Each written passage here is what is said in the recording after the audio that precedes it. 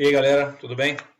O estudo de hoje foi publicado no periódico Journal of Strange Condition Research no ano de 2016, ano passado, por Glass e colaboradores. O objetivo desse estudo foi analisar a ativação muscular durante uma flexão de cotovelo, uma que seria que a gente chama de rosca bíceps, né? Numa condição instável de carga. Então, a carga do implemento é que era instável. Muito bem. Então, como eu acabei de dizer, o exercício foi uma flexão de cotovelo. Para isso, foi utilizado um tubo e dentro desse tubo tinha uma determinada quantidade de água. E através de válvulas era controlado o quanto dessa água iria se movimentar dentro desse tubo. Então, numa condição em que não havia movimento da água, foi considerada uma condição estável, então que foi uma condição de controle. Numa segunda condição, foi a condição em que essas válvulas eram abertas pela metade, então foi considerada uma condição de 50% de instabilidade. Na terceira condição, era uma condição em que as válvulas eram abertas completamente, então era uma condição de 100% de instabilidade dessa água que estava dentro desse tubo aqui. Em cada condição foram realizadas de 7 a 9 repetições máximas. E os músculos analisados foram reto abdômen, bíceps braquial, deltoide anterior e músculos paravertebrais. Ou seja, um motor primário, que é realmente o bíceps braquial, porque o movimento era de flexão de cotovelo, e o deltoide anterior, reto abdominal e paravertebrais são mais músculos estabilizadores, né? Então, músculos do core aí, exceto o deltoide anterior.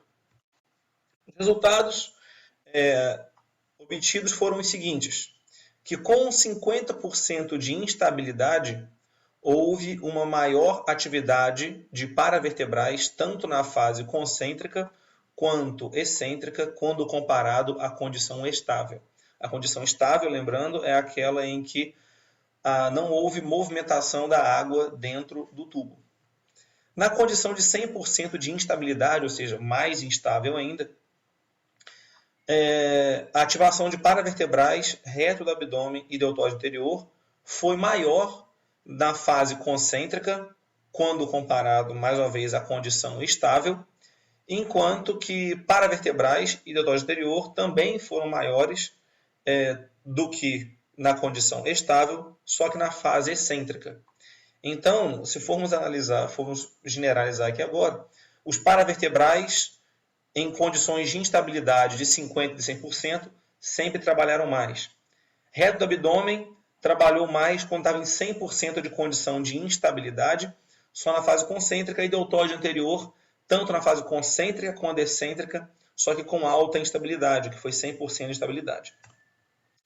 Dentre as conclusões expostas pelos autores, as principais que nós podemos observar, generalizando o resultado do estudo, é o seguinte, que quando houve um aumento da condição de instabilidade, tanto de 50% quanto de 100%, nós tivemos maior trabalho, maior atividade dos músculos estabilizadores para o movimento. E aí estamos falando de paravertebrais, deltoide anterior e reto abdômen. Contudo, em nenhuma condição de instabilidade, nem de 50% e nem de 100%, houve maior atividade de bíceps, que é o real motor primário para o movimento.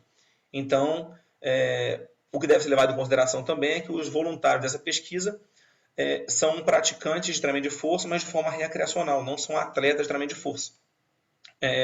Mas, mesmo assim, os flexores de cotovelo, o bíceps braquial não teve sua ativação modificada em função das condições de instabilidade, como tiveram os paravertebrais, reto do abdômen e deltoide anterior. Ok, galera?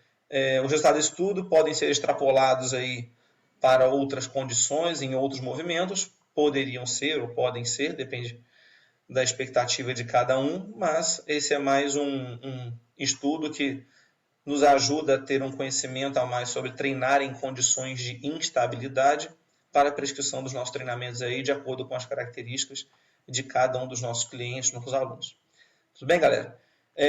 Lembrando, nosso Instagram, meu Instagram, Rafael Sonsim, página no Facebook, Rafael Sonsim TSP, nosso canal no YouTube, se inscreva lá e ative o sininho de notificação para saber quando a gente coloca novas videoaulas assim como essa. YouTube Rafael Sonsim. E se cadastre no nosso site treinosempresepada.com.br. Por lá, as pessoas cadastradas recebem um conteúdo exclusivo, alguns links para umas aulas exclusivas, assim como os artigos que nós abordamos, né, em cada semana. Tá legal, galera? Um forte abraço. Espero que vocês tenham gostado mais desse estudo. Fique com Deus e até o próximo.